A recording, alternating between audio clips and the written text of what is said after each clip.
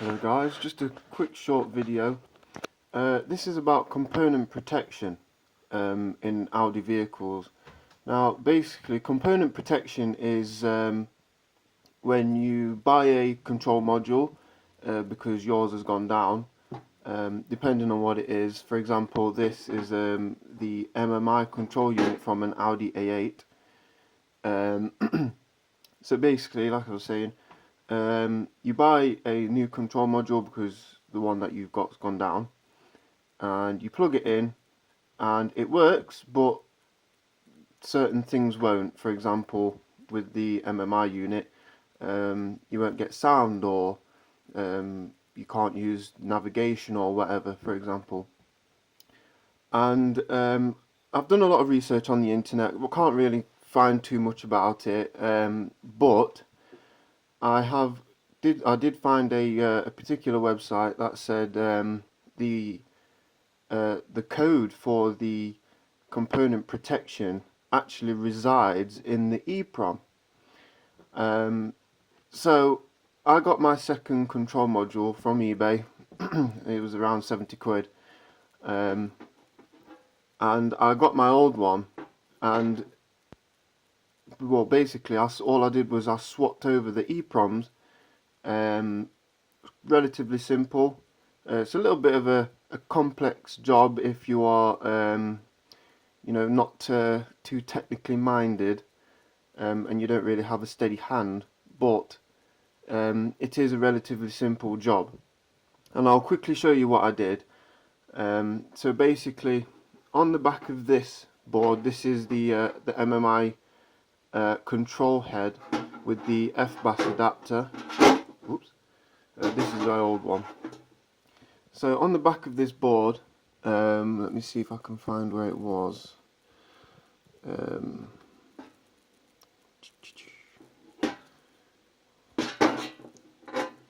Here we go. My dodgy camera. You can see there, just here, there's a couple of you know, shiny contacts. There's actually 8 contacts there, really small. And the EEPROM, you can just see it right here. There, can't really see it too well. It's basically it's an AT64, or known as an AT24C64 EEPROM microchip. And all I did was, this is the new one from the new control module. I took that off, and I took the one from this one off, and obviously I soldered it back on. All I did was I used a hot air gun, which I have just here. Just used my hot air gun, and I gently held it around about this far, just around about here. Heated it up very gently, and then I got a very fine screwdriver and just gently nudged it, and it just slipped off. You know, left all the legs intact, which was great, because obviously we need the legs. They're also known as leads. And did the same to the new control module. Heated it up gently, slipped straight off. And then with the new one, what I did was I got it the right way around, because they have to be a certain way around. On the EEPROM there's actually a little circle which denotes pin number 1, and pin number 1 is well, the circle will actually be on the bottom right. So basically the chip would be upside down, with the motherboard or the circuit board being the right way up. So I just got the EEPROM and placed it basically over those little legs, like so. See if I can. Oh, it was roughly near anyway. It wasn't exact. I didn't actually put it straight on, if you know what I mean. It was more or less perfect, but not perfect. Sort of like that. Not on the leads, but as near to as on the leads as I could possibly get them. And then I heated it back up and melted the solder on the leads.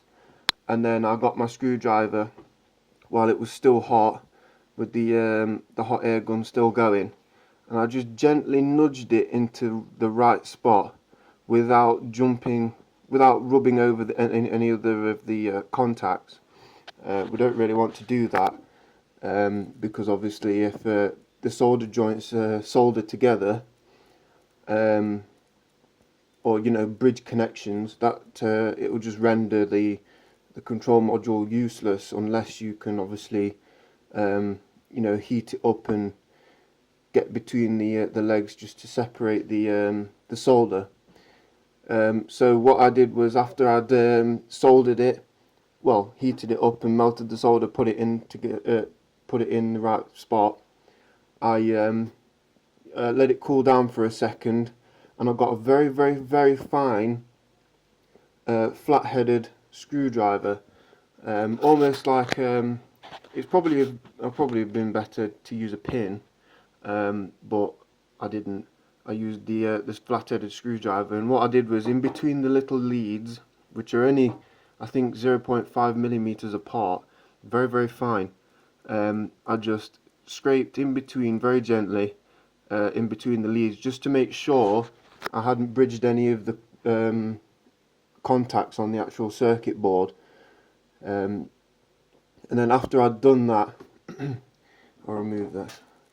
After I'd done that, I got a multimeter and I checked each pin was actually on the circuit board, and I did that by not actually touching the contacts on the EEPROM itself, or EEPROM, not on the actual chip itself.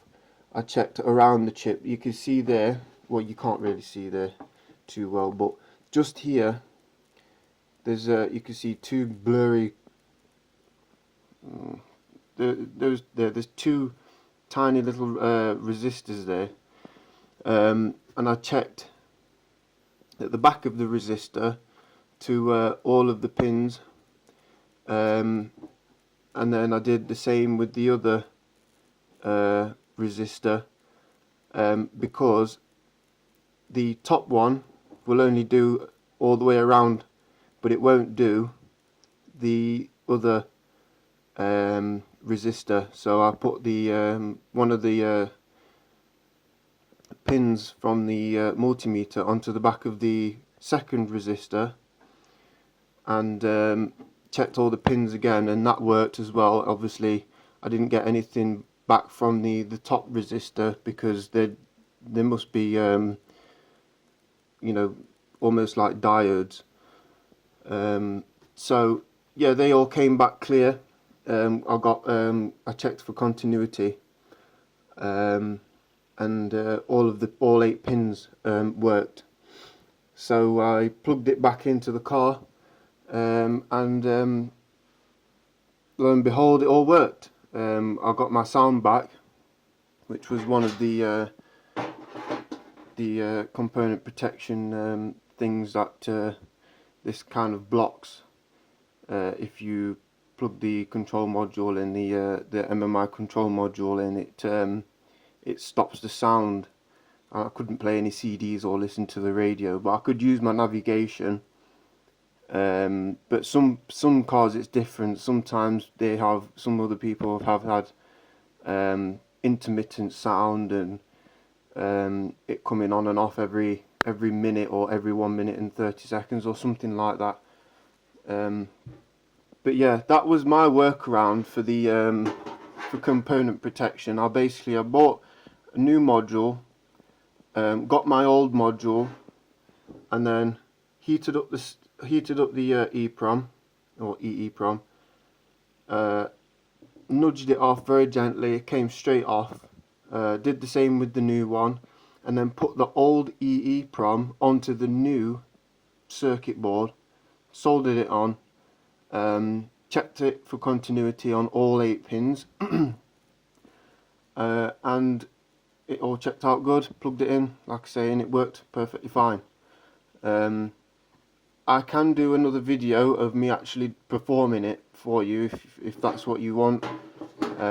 But like I say, I'm sure this video will help a lot of people that have had component protection issues. The other workaround, I would use this workaround as like a last resort, but the other workaround is that you can actually buy an EEPROM programmer, and it has a very fine clip connector, and you can clip onto the EEPROM itself and copy the code onto the computer, and then with your new board, whatever it might be, you can just put your old code back onto the new module, and it work. But yeah, as a last resort, that's what I did. I couldn't really, figure out any other way of doing it, purely and simply because I couldn't obtain the EEPROM programmer, and if I did, they were quite expensive, in the region of 130 quid just for the connector, and not even like the programmer. So I decided to do this one do it this way instead. So I can, like I say, I can do a video of me actually performing the procedure if you so wish. I will try and use a decent camera, but yeah. So yeah, hopefully this will help out a lot of people that have issues with component protection. And hopefully, if you do have component protection, I hope you get it sorted out, because it's really irritating. I don't know if this will work with other vehicles, other control modules, should I say, because I don't know what the EEPROM might hold code-wise in your control modules. But I know that this worked on my multimedia unit for my Audi A8, which is a D3 control module. And the other reason was that I took this actually to an auto electrician who had a VAS computer, and he actually couldn't unlock the component protection for some reason. I don't know the reason why. I couldn't figure out why, because I've had a second control module before and had it unlocked no problem, but for some reason he couldn't do this one, so that's why I did this, and it worked absolutely fine, and it's still working now. So, but yeah, hopefully if you are getting component protection, this might help. So yeah, thanks for watching, guys, and I hope this was informal.